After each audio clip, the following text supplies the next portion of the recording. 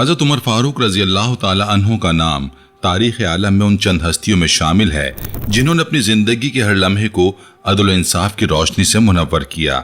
تاریخ انسانیت نے بہت سے حکمران دیکھے، بہت سے فاتح دیکھے، بہت سے عادل دیکھے، لیکن جس شخصیت میں حکمت و دانائی، فتوحات و نظم و حکومت، عدل و مساوات، مذہبی رواداری اور روحانی توضیحات سب ایک ساتھ اپنے عروج پر ہوں، ایسی مثال صرف سیدنا عمر فاروق رضی اللہ تعالی عنہ کی ذات گرامی ہی پیش کرتی ہے۔ آپ رضی اللہ تعالی عنہ نے اپنے پرانے، کمزور و طاقتور، امیر و غریب، گورنر و عام آدمی سب کے ساتھ یکساں انصاف کیا اور کبھی بھی کسی عہدے، دولت یا قرابت داری کو اپنے فیصلوں میں آڑے نہیں آنے دیا۔ یہی وہ صفت تھی جو آپ رضی اللہ تعالی عنہ کو تمام حکمرانوں سے ممتاز و منفرد کرتی ہے، اور یہی وہ طاقت تھی جس کی بدولت 22.5 لاکھ مربع میل سے زیادہ رقبے پر آپ کی خلافت اپنے تمام تقاضوں کے ساتھ قائم رہی اور رعایا نے دل و جان سے آپ کے ہر فیصلے کو قبول کیا۔ حضرت عمر فاروق رضی اللہ تعالیٰ عنہ کے مقام و مرتبے کا اندازہ اس بات سے بھی لگایا جا سکتا ہے کہ خود حضور اکرم صلی اللہ علیہ وآلہ وسلم نے انہیں اللہ تعالیٰ سے مانگا۔ حضرت ابراہیم علیہ السلام جن کو خلیل اللہ کا لقب ملا، وہ نبی علیہ الصلوۃ والسلام کی دعا کی مراد ہیں، اور حضرت عمر فاروق رضی اللہ تعالیٰ عنہ امام الانبیاء حضرت محمد مصطفیٰ صلی اللہ علیہ وآلہ وسلم کی دعا کا ثمر ہیں۔ آپ رضی اللہ تعالیٰ عنہ کے اسلام قبول کرنے کے بعد صحن حرم میں با جماعت نماز کا باقاعدہ آغاز ہوا اور اسلام کو ایک نئی قوت اور توانائی ملی۔ آپ رضی اللہ تعالیٰ عنہ کے درجے کا اندازہ اس ارشاد نبوی سے ہوتا ہے جس میں آپ صلی اللہ علیہ وآلہ وسلم نے فرمایا کہ اگر میرے بعد نبوت ہوتی تو عمر فاروق رضی اللہ تعالیٰ عنہ کو یہ درجہ عطا کیا جاتا، لیکن میں خاتم النبیین ہوں اور میرے بعد کوئی نبی نہیں آئے گا۔ یہ فرمان ہی آپ رضی اللہ عنہ کی عظمت و بزرگی کا کافی ثبوت ہے۔ قبول اسلام کے بعد عہد نبوت میں آپ رضی اللہ تعالی عنہ کو سرکار دو عالم صلی اللہ علیہ وآلہ وسلم کا خصوصی قرب حاصل ہوا۔ غزوات ہوں یا حکومتی معاملات، آپ رضی اللہ تعالی عنہ سے مشورہ لیا جاتا، اور بارہا ایسا ہوا کہ بعض صحابہ کرام نے آپ کی رائے سے اختلاف کیا، مگر اللہ تعالیٰ کی طرف سے جبریل امین علیہ السلام آیت قرآنی کے ذریعے آپ رضی اللہ تعالیٰ عنہ کی رائے کی تائید فرماتے۔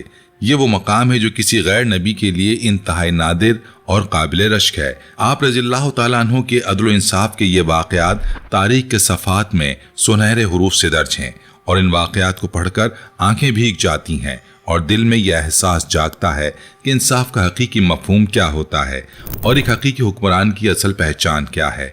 پہلا واقعہ حضرت عباس رضی اللہ تعالیٰ عنہ کے پڑنالے کا ہے۔ حضرت عباس رضی اللہ عنہ کے گھر کا پڑنالا مسجد نبوی سے متصل تھا اور اس کے پانی سے نمازیوں کو تکلیف پہنچنے کا اندیشہ تھا۔ حضرت عمر رضی اللہ تعالیٰ عنہ نے اپنے دور خلافت میں اس پڑنالے کو اکھاڑ دیا تاکہ نمازیوں کو کوئی تکلیف نہ ہو۔ جب حضرت عباس رضی اللہ عنہ کو علم ہوا تو وہ قاضی کی عدالت میں پہنچ گئے اور خلیفہ وقت کے خلاف شکایت کر دی۔ قاضی نے خلیفۃ المسلمین کو طلب کیا اور آپ رضی اللہ تعالی عنہ فوراً بلا توقف عدالت میں حاضر ہوئے۔ قاضی نے پڑنالا اکھاڑنے کی وجہ دریافت کی تو آپ نے نمازیوں کی تکلیف کا عذر بیان کیا۔ اس پر حضرت عباس رضی اللہ تعالی عنہ نے فرمایا، یہ پڑنالا خود رسول اللہ صلی اللہ علیہ وآلہ وسلم نے لگوایا تھا۔ یہ سنتے ہی حضرت عمر فاروق رضی اللہ تعالی عنہ کی آنکھوں میں آنسو جاری ہو گئے اور فرمایا کہ اگر واقعی ایسا ہے تو پھر میں کمر کے بل جھکتا ہوں اور آپ میری کمر پر کھڑے ہو کر پڑنالا دوبارہ لگا دیں۔ چنانچہ ایسا ہی ہوا، اور بعد میں حضرت عباس رضی اللہ تعالیٰ عنہ نے وہ جگہ خود مسجد کی توسیع کے لیے وقف کر دی۔ ذرا سوچیں، آدھی دنیا کا حکمران خلیفۃ المسلمین عدالت میں خود پیش ہوتا ہے، اپنا عذر بیان کرتا ہے، اور جب حق واضح ہوتا ہے تو بلا تامل و جھجک جھک جاتا ہے۔ یہ تھا سیدنا عمر رضی اللہ تعالیٰ عنہ کا انصاف، جس کی مثال تاریخ میں ڈھونڈے نہیں ملتی۔ دوسرا واقعہ کھجور کے درخت کے تنازع کا ہے۔ حضرت شیبی رحمۃ اللہ علیہ فرماتے ہیں، ایک بار حضرت عمر رضی اللہ تعالی عنہ اور حضرت ابی بن کعب رضی اللہ تعالی عنہ کے درمیان ایک کھجور کے درخت کے بارے میں جھگڑا ہو گیا۔ حضرت عمر رضی اللہ تعالی عنہ نے فرمایا، آؤ ہم کسی کو ثالث مقرر کر لیتے ہیں۔ دونوں نے حضرت زید بن ثابت رضی اللہ عنہ کو ثالث چنا۔ جب دونوں حضرات حضرت زید رضی اللہ عنہ کے گھر پہنچے تو حضرت زید رضی اللہ تعالی عنہ نے امیر المومنین کو اپنے بستر کے قریب عزت سے بٹھانا چاہا تو حضرت عمر رضی اللہ تعالیٰ عنہ نے فوراً فرمایا یہ پہلا ظلم ہے جو آپ نے اپنے فیصلے میں کیا، میں اپنے فریق مخالف کے ساتھ ہی بیٹھوں گا۔ پھر جب مقدمے کی سماعت ہوئی اور ضابطے کے مطابق حضرت عمر رضی اللہ عنہ پر قسم واجب ہوئی تو حضرت زید رضی اللہ تعالیٰ عنہ نے حضرت ابی بن کعب سے درخواست کی کہ وہ امیر المومنین کو قسم کھانے کی زحمت نہ دیں، مگر حضرت عمر رضی اللہ تعالیٰ عنہ نے یہ رعایت قبول نہ کی اور قسم کھائی، اور بعد میں فرمایا کہ زید اس وقت تک قضا کے اہل نہیں ہو سکتے جب تک ان کے نزدیک عمر اور ایک عام انسان اور ایک عام مسلمان برابر نہ ہو۔ یہ جملہ آج بھی عدل کی تعریف کا سب سے خوبصورت اور مکمل خلاصہ ہے۔ تیسرا واقعہ دریائے نیل کا ہے، جو ایمان کی قوت اور توحید کی حقیقت کا ایک روشن اور تابناک باب ہے۔ مصر کا مشہور دریائے نیل سال میں ایک بار خشک ہو جاتا تھا، اور اہل مصر کا دستور تھا کہ خوبصورت لڑکی کو بناؤ سنگھار کروا کر دریا میں ڈالتے تو پانی دوبارہ جاری ہو جاتا۔ جب مصر فتح ہوا اور اسلام کی روشنی وہاں پہنچی تو حسب روایت جب دریا خشک ہونے کا وقت آیا تو اہل مصر اسی پرانی رسم کو دہرانا چاہتے تھے۔ مصر کے حاکم نے حضرت عمر رضی اللہ عنہ کو خط کے ذریعے اس رسم بد سے آگاہ کیا۔ حضرت عمر فاروق رضی اللہ عنہ نے فرمایا کہ انسانی جان دریا سے زیادہ قیمتی ہے، یہ ظالمانہ اور جاہلانہ رسم اب نہیں چلے گی، یہ میرا خط دریا میں ڈال دو۔ لوگ حیران تھے کہ دریا تو ایک بے جان چیز ہے، وہ خط کا مطلب کیا جانے، مگر انہیں کیا خبر تھی کہ جو رب کائنات کا حکم مانتا ہے ساری کائنات اس کا حکم مانتی ہے، ہر ذرہ اس کے آگے سر تسلیم خم کرتا ہے، اور ہر دریا اس کی رضا پر جاری یا بند ہوتا ہے۔ اس خط کا مضمون ایمان و یقین کا ایک انمول اور بے مثال نمونہ ہے۔ حضرت عمر رضی اللہ تعالیٰ عنہ نے لکھا، بسم اللہ الرحمن الرحیم، اللہ تعالیٰ کے بندے عمر بن خطاب کی طرف سے دریائے نیل کے نام، اگر تو اپنے اختیار سے جاری رہتا ہے تو ہمیں تیری کوئی ضرورت نہیں، اور اگر تو اللہ کے حکم سے جاری ہے تو پھر تجھے جاری رہنا چاہیے، کیونکہ ہم صرف اللہ کے حکم کے تابع ہیں۔ جب یہ خط دریا میں ڈالا گیا تو نیل میں پانی ایسے چڑھنا شروع ہوا جیسے سیلاب کے دنوں میں تیزی سے چڑھتا ہے، اور ایسا جاری ہوا کہ آج تک جاری ہے، اور وہ ظالمانہ رسم ہمیشہ کے لیے ختم ہو گئی۔ اس واقعے کو دیکھ کر بہت سے غیر مسلموں نے کلمہ پڑھنا شروع کر دیا، کیونکہ انہوں نے سوچا کہ جس مذہب کے ماننے والے کی تحریر کا حکم دریا مانے، اس مذہب حق کی برکات کا عالم کیا ہوگا، اور ایسے مذہب کی سچائی میں کیا شک ہو سکتا ہے۔ چوتھا اہم واقعہ گورنروں کی جواب دہی کا ہے، جو آپ رضی اللہ تعالیٰ عنہ کے نظام حکومت کی مضبوط اور ناقابل تردید بنیاد تھا۔ حضرت عطا رحمۃ اللہ علیہ فرماتے ہیں کہ حضرت عمر رضی اللہ عنہ اپنے گورنروں کو حج کے موقع پر اپنے پاس جمع کیا کرتے تھے، اور پھر عام مسلمانوں کو بھی جمع کر کے کھل کر اعلان فرماتے کہ اے لوگو، میں نے اپنے گورنر تمہارے ہاں اس لیے نہیں بھیجے کہ وہ تمہاری کھال ادھیڑیں، تمہارے مال پر قبضہ کریں یا تمہیں بے عزت کریں، بلکہ صرف اس لیے بھیجا کہ تمہارے درمیان انصاف قائم کریں اور تمہیں ایک دوسرے پر ظلم کرنے سے روکیں۔ لہٰذا جس کے ساتھ کوئی زیادتی ہوئی ہو وہ کھڑا ہو کر بلا خوف و خطر اپنی بات بتائے۔ ایک بار جب انہوں نے یہ اعلان کیا تو ایک آدمی کھڑا ہوا اور کہا کہ آپ کے فلاں گورنر نے مجھے ظلماً 100 کوڑے مارے ہیں۔ حضرت عمر رضی اللہ عنہ نے اس گورنر سے وجہ پوچھی اور مظلوم کو حکم دیا کہ اٹھو اور اس گورنر سے بدلہ لو، کیونکہ ظلم سہنا اور خاموش رہنا معاشرے کو تباہ کر دیتا ہے۔ اس موقع پر حضرت عمر بن عاص رضی اللہ عنہ نے عرض کیا کہ اگر آپ نے اس طرح گورنروں سے بدلہ دلانا شروع کر دیا تو یہ ایسا دستور بن جائے گا کہ ہر بعد میں آنے والا اسے اختیار کرنے پر مجبور ہوگا اور شکایتوں کا سیلاب آ جائے گا۔ حضرت عمر رضی اللہ عنہ نے جواب دیا کہ جب میں نے خود رسول اللہ صلی اللہ علیہ وآلہ وسلم کو اپنی ذات سے بدلہ دلوانے کے لیے تیار دیکھا تو میں اپنے گورنر سے بدلہ کیوں نہ دلواؤں۔ بعد میں اس گورنر نے ہر کوڑے کے بدلے 2 دینار کے حساب سے 100 دینار اس مظلوم کو ادا کیے، اور یوں انصاف کا بول بالا ہوا۔ 5واں واقعہ مصر کے گورنر کے بیٹے اور ایک مصری کا ہے، جو عدل فاروقی کی ایک ایسی تصویر پیش کرتا ہے جسے پڑھ کر دل بے اختیار پکار اٹھتا ہے کہ کاش آج بھی ایسا انصاف ہوتا اور آج بھی ایسے حکمران ہوتے۔ حضرت عمر بن عاص رضی اللہ تعالی عنہ مصر کے گورنر تھے۔ ان کے بیٹے محمد بن عمر نے ایک مصری کو کوڑے مارے اور یہ کہتے ہوئے مارے کہ میں بڑوں کی اولاد ہوں اور مجھے کوئی کچھ نہیں کہہ سکتا۔ حضرت عمر بن عاص رضی اللہ تعالیٰ عنہ نے اس مصری کو قید کروا دیا تاکہ کہیں وہ مدینہ جا کر امیر المومنین سے شکایت نہ کر دے، لیکن جب وہ مصری رہا ہوا تو سیدھا مدینہ پہنچا اور حضرت عمر رضی اللہ عنہ کے سامنے ساری داستان بیان کی۔ حضرت عمر رضی اللہ عنہ نے اسے اپنے پاس ٹھہرایا اور حضرت عمرو بن عاص اور ان کے بیٹے کو مدینہ بلوایا۔ جب دونوں مدینہ آئے تو مظلوم مصری کو بلوایا گیا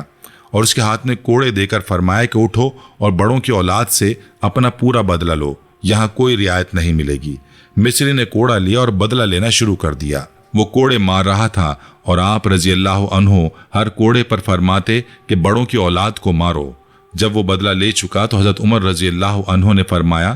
کہ عمرو بن عاص کو بھی مارو، کیونکہ بیٹا تمہیں ہرگز نہیں مارتا اگر باپ کے اقتدار کا گھمنڈ نہ ہوتا۔ مگر اس مصری نے کہا کہ یا امیر المومنین، جس نے مجھے مارا تھا میں نے اس سے بدلہ لے لیا، اب میں عمرو بن عاص کو نہیں ماروں گا کیونکہ میرا دل مطمئن ہو گیا ہے۔ حضرت عمر رضی اللہ عنہ نے فرمایا کہ اللہ کی قسم اگر تو انہیں بھی مارتا تو ہم تجھے نہ روکتے۔ پھر غضبناک لہجے میں حضرت عمرو بن عاص سے فرمایا، اے عمرو، تم نے لوگوں کو کب سے غلام بنانا شروع کر دیا جبکہ ان کی ماؤں نے انہیں آزاد جنا ہے؟ اللہ نے انہیں آزاد پیدا کیا ہے۔ یہ الفاظ آج بھی تاریخ کے دامن میں ایسے چمکتے ہیں جیسے اندھیری رات میں ستارے چمکتے ہیں۔ آزاد پیدا ہونے والے انسانوں کو غلام بنانا، ان پر ظلم کرنا، ان کی حق تلفی کرنا، انہیں بے عزت کرنا، یہ سب حضرت عمر رضی اللہ عنہ کے نزدیک ناقابل برداشت اور ناقابل معافی جرم تھا، چاہے یہ کام ان کا اپنا مقرر کردہ گورنر ہی کیوں نہ کرے اور وہ چاہے کتنا ہی بااثر اور طاقتور کیوں نہ ہو۔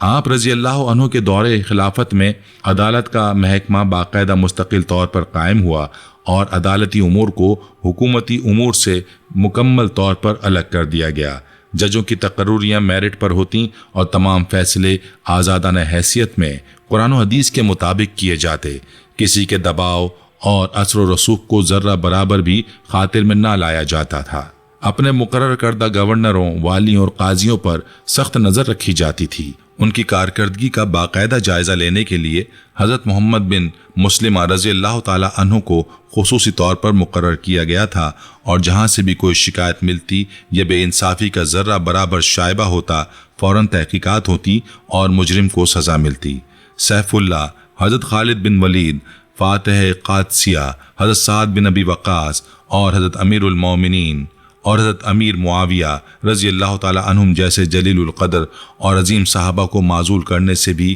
آپ رضی اللہ عنہ نے کبھی دریغ نہ کیا، کیونکہ انصاف ان کے نزدیک سب سے اعلیٰ اصول تھا۔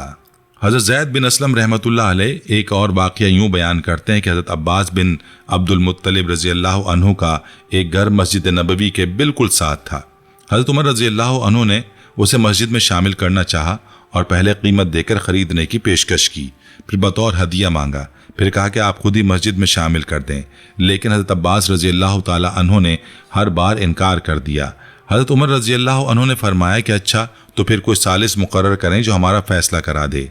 حضرت عباس رضی اللہ عنہ نے حضرت ابی بن کعب رضی اللہ عنہ کو ثالث مقرر کیا۔ ثالث نے واضح فیصلہ دیا کہ خلیفہ وقت مالک کی مرضی کے بغیر اس کا گھر نہیں لے سکتے، اور دلیل میں ایک حدیث پیش کی کہ حضرت سلیمان علیہ السلام جب بیت المقدس تعمیر کر رہے تھے تو جب بھی دیوار بناتے صبح کو وہ دیوار گری ہوئی ملتی۔ اللہ تعالیٰ نے وہی بھیجی کہ اگر کسی کی زمین میں تعمیر کرنی ہو تو پہلے اسے دل سے راضی کرو۔ یہ سن کر حضرت عمر رضی اللہ عنہ نے فوراً معاملہ چھوڑ دیا، اور بعد میں حضرت عباس رضی اللہ عنہ نے اپنی خوشی سے وہ گھر مسجد میں شامل کر دیا۔ حضرت عمر فاروق رضی اللہ عنہ کا نظام حکومت اس قدر مضبوط، منظم اور انصاف پر مبنی تھا کہ آج کے جدید ممالک بھی اس کی مکمل مثال پیش کرنے سے قاصر ہیں۔ آپ رضی اللہ تعالی عنہ نے اپنے دور خلافت میں نہ صرف ایک وسیع سلطنت کو منظم کیا بلکہ ہر سطح پر احتساب کا ایسا ناقابل شکست نظام قائم کیا جس میں کوئی بھی شخص قانون سے بالاتر نہ تھا، نہ گورنر، نہ سپہ سالار، نہ خود خلیفہ۔ آپ رضی اللہ تعالیٰ عنہ خود رات کو مدینہ کی گلیوں میں تنہا گشت کرتے اور اپنے شہریوں کے احوال سے براہ راست باخبر رہتے۔ ایک بار آپ رضی اللہ تعالیٰ عنہ رات کے وقت گشت پر نکلے تو ایک جھونپڑی سے بچوں کے رونے کی آواز آئی۔ قریب گئے تو دیکھا ایک بے بس عورت چولہے پر پتیلا رکھے ہوئے ہے اور بچے بھوک سے رو رہے ہیں۔ پوچھا تو معلوم ہوا کہ پتیلے میں پانی کے سوا کچھ نہیں، بچوں کو محض بہلانے کے لیے ایسا کر رہی ہے کہ شاید کسی طرح نیند آ جائے۔ حضرت عمر رضی اللہ تعالیٰ عنہ کا دل بھر آیا اور فوراً بیت المال سے آٹا، گھی اور کھجوریں اپنی پیٹھ پر اٹھا کر آئے اور خود اپنے مبارک ہاتھوں سے کھانا تیار کیا اور بچوں کو کھلایا۔ ساری رات وہیں بیٹھے رہے اور جب بچے پیٹ بھر کر سو گئے تو چپکے سے چلے گئے۔ یہ تھا وہ خلیفہ جو آدھی دنیا کا حکمران تھا، مگر اپنے ہر شہری کو اپنی ذاتی ذمہ داری سمجھتا تھا اور اس کی تکلیف کو اپنی تکلیف جانتا تھا۔ آپ رضی اللہ تعالیٰ عنہ کی زندگی بھی عدل، سادگی اور قناعت کا بہترین نمونہ تھی۔ جس وقت آپ رضی اللہ تعالیٰ عنہ آدھی دنیا کے حکمران تھے، اس وقت بھی آپ کے کپڑوں پر جگہ جگہ پیوند لگے ہوتے، آپ کا کھانا انتہائی سادہ ہوتا اور آپ کی زندگی میں کسی قسم کی شاہانہ نمود و نمائش نہ تھی۔ آپ رضی اللہ تعالیٰ عنہ فرمایا کرتے تھے کہ جب تک میری رعایا میں سے کوئی بھوکا ہے میں سیر ہو کر نہیں کھا سکتا، کیونکہ حکمران رعایا کا خادم ہے نہ کہ مالک۔ ایک بار قحط کے سخت زمانے میں آپ رضی اللہ تعالیٰ عنہ نے اپنے اوپر گھی اور گوشت حرام کر لیا اور فرمایا جب تک میری رعایا کو گھی اور گوشت میسر نہیں میں بھی یہ نعمتیں استعمال نہیں کروں گا۔ اس قحط میں آپ رضی اللہ عنہ کا رنگ اس قدر زرد پڑ گیا کہ صحابہ کرام پریشان ہو گئے، مگر آپ رضی اللہ عنہ اپنے اصول سے ٹس سے مس نہ ہوئے۔ آپ رضی اللہ تعالیٰ عنہ کی خلافت کا ایک اور نہایت اور روشن قابل فخر پہلو اقلیتوں کے حقوق کا مکمل تحفظ ہے۔ آپ رضی اللہ عنہ نے اپنے پورے دور خلافت میں غیر مسلموں کے ساتھ بھی کامل انصاف کا معاملہ کیا اور ان کے جان و مال اور آبرو کی حفاظت کو ریاست کی فرض اول ذمہ داری قرار دیا۔ بیت المقدس کی فتح کے موقع پر جب آپ رضی اللہ تعالیٰ عنہ وہاں تشریف لے گئے تو عیسائیوں نے آپ رضی اللہ تعالیٰ عنہ کو کلیسا میں نماز پڑھنے کی خصوصی دعوت دی، مگر آپ رضی اللہ عنہ نے نہایت ادب اور احترام سے معذرت کر لی اور باہر نکل کر نماز ادا کی۔ جب پوچھا گیا تو آپ رضی اللہ عنہ نے فرمایا اگر میں یہاں نماز پڑھتا تو بعد میں آنے والے مسلمان اسے بہانہ بنا کر ہر کلیسا مسجد میں تبدیل کر دیتے اور عیسائیوں کی عبادت گاہ کو تحفظ نہ ملتا۔ اقلیتوں کے مذہبی حقوق کا یہ غیر معمولی احترام آج کی نام نہاد جمہوریتوں کو بھی شرمندہ کرنے کے لیے کافی ہے۔ آپ رضی اللہ تعالیٰ عنہ نے اپنے دور خلافت میں ایک اور اہم اصول قائم کیا اور وہ یہ تھا کہ کسی بھی عہدیدار کو اس وقت تک مقرر نہ کیا جائے جب تک اس کی دیانت، امانت اور قابلیت کا مکمل اطمینان نہ ہو۔ آپ رضی اللہ تعالیٰ عنہ کے نزدیک عہدہ ایک خدمت تھی نہ کہ ذاتی فائدے کا ذریعہ۔ آپ رضی اللہ تعالیٰ عنہ اپنے گورنروں کو تقرری کے وقت باقاعدہ ہدایت دیا کرتے تھے کہ اونچے گھوڑوں پر سوار نہ ہونا، باریک کپڑے نہ پہننا، چھنے ہوئے آٹے کی روٹی نہ کھانا، دروازے پر دربان نہ رکھنا اور ہمیشہ مظلوم کی داد رسی کو اپنا پہلا اور سب سے اہم فریضہ سمجھنا۔ یہ ہدایت آج کے دور میں بھی اگر کوئی حکمران پوری طرح اپنا لے تو معاشرہ جنت کا نمونہ بن جائے اور کوئی مظلوم انصاف سے محروم نہ رہے اور کوئی کمزور ظالم کے ہاتھوں پستہ نہ رہے۔ آج جب ہم اپنے گرد و پیش نظر دوڑاتے ہیں تو اس بات کا شدید اور تکلیف دہ احساس ہوتا ہے کہ ہم نے اپنے ان عظیم اسلاف کی قیمتی تعلیمات سے کتنا منہ موڑ لیا ہے اور کتنی گہری کھائی میں جا گرے ہیں، جہاں حد سے لے کر عملے تک ہر شخص اپنے مفاد کی فکر میں مبتلا ہو، جہاں وکیل جھوٹ بول بول کر معصوم کو مجرم اور مجرم کو بے گناہ ثابت کرنے کی کوشش کریں، جہاں فیصلوں میں ذاتی پسند، ناپسند اور بیرونی دباؤ کار فرما ہو، وہاں انصاف کا خواب دیکھنا بھی محال ہو جاتا ہے اور مظلوم کا کوئی والی وارث نہیں رہتا۔ عدالتی نظام کی ناکامی ہی ملک میں بدامنی، افراتفری اور انتشار کی سب سے بڑی اور سب سے گہری جڑ ہے۔ اگر صرف عدالتی نظام ہی درست ہو جائے تو باقی بہت سی خرابیاں خود بخود ٹھیک ہو جائیں گی، کیونکہ جہاں انصاف ہو وہاں ظلم کی جگہ نہیں رہتی۔ ایک وہ ہستیاں تھیں جن کے عدل پر غیر مسلم اور کھلے دشمن بھی رشک کرتے تھے، اور ایک ہم ہیں کہ ہمارا نظام عدل و انصاف دیکھ کر خود مسلمان بھی شرما جاتے ہیں۔ یہ وہ سوال ہے جو ہر ذی شعور مسلمان کو اپنے ضمیر سے پوچھنا چاہیے کہ آخر ہم کہاں چوک گئے، کہاں سے ہماری راہ بھٹکی اور کیوں ہم اپنے انہی اسلاف کے نقش قدم پر چلنے سے قاصر ہیں جن پر ہم فخر کرتے نہیں تھکتے تھے۔ جواب صرف یہ ہے کہ ہم نے اسلام کو صرف نام کی حد تک رکھا اور اس کی روح کو فراموش کر دیا۔ ہم نے تاریخ کو صرف پڑھنے کی حد تک محدود رکھا اور اس پر عمل کرنے کا ارادہ ترک کر دیا۔ اگر آج بھی ہم سچے دل سے حضرت عمر فاروق رضی اللہ تعالیٰ عنہ کی زندگی کو اپنا رہنما بنا لیں تو نہ صرف ہمارے معاشرے میں انصاف قائم ہوگا بلکہ دنیا ایک بار پھر اسلام کی عظمت کو تسلیم کرنے پر مجبور ہو جائے گی۔ اللہ تعالیٰ سے دل کی گہرائیوں سے دعا ہے کہ وہ ہمیں اپنے ان عظیم اسلاف کی سیرت کو پڑھنے کے ساتھ ساتھ اس پر عمل کرنے کی توفیق بھی دے۔ ہمارے حکمرانوں کو سیدنا عمر فاروق رضی اللہ عنہ کے نقش قدم پر چلنے کی ہمت اور جرت عطا فرمائے، اور ہماری عدالتوں کو ظلم کی آماجگاہ سے انصاف کی پناہ گاہ بنائے، تاکہ ہر مظلوم کو اس کا حق ملے، ہر ظالم کو اس کی سزا ملے، اور ہمارا معاشرہ ایک بار پھر اس روشن دور کی یاد دلائے جب حضرت عمر فاروق رضی اللہ عنہ کا عدل پوری دنیا کے لیے مشعل راہ تھا، اور جب اسلام کا نظام انصاف دنیا کے ہر نظام سے برتر تھا۔ آمین یا رب العالمین۔ حضرت عمر فاروق رضی اللہ عنہ شہادت کے وقت بھی آپ رضی اللہ تعالیٰ عنہ کی بڑی فکر یہ تھی کہ کہیں کوئی حق ادا نہ ہوا ہو تو اسے پورا کیا جائے اور کوئی بھی ذمہ داری ادھوری نہ رہے۔ آپ رضی اللہ تعالیٰ عنہ نے اپنے صاحبزادے کو وصیت فرمائی کہ اگر میرے ذمے کسی کا کوئی قرض یا حق باقی ہو تو اسے ضرور ادا کر دینا، کیونکہ میں اللہ کے سامنے پیش ہونا چاہتا ہوں تو میرے دامن پر کسی بھی مظلوم کے حق کا ایک دھبا بھی نہ ہو اور میں اس کا جواب دینے سے قاصر نہ ہوں۔ یہ وہ عظیم شخصیت ہیں جس نے پوری دنیا کو یہ سبق دیا کہ حقیقی حکمران وہ ہوتا ہے جو نہ صرف اپنی زندگی میں بلکہ موت کی دہلیز پر بھی عدل و انصاف کا دامن مضبوطی سے تھامے رکھے اور کبھی اسے ہاتھ سے نہ جانے دے۔ اللہ تعالیٰ ہمیں ان کی پیروی کی سچی توفیق عطا فرمائے، ہمارے دلوں میں انصاف کی محبت اور ظلم سے نفرت پیدا فرمائے، اور ہمیں اس راستے پر چلنے کی ہمت عطا فرمائے جس پر سیدنا عمر فاروق رضی اللہ تعالیٰ عنہ نے چل کر اپنا نام تاریخ میں ہمیشہ کے لیے امر کر دیا۔ آمین یا رب العالمین۔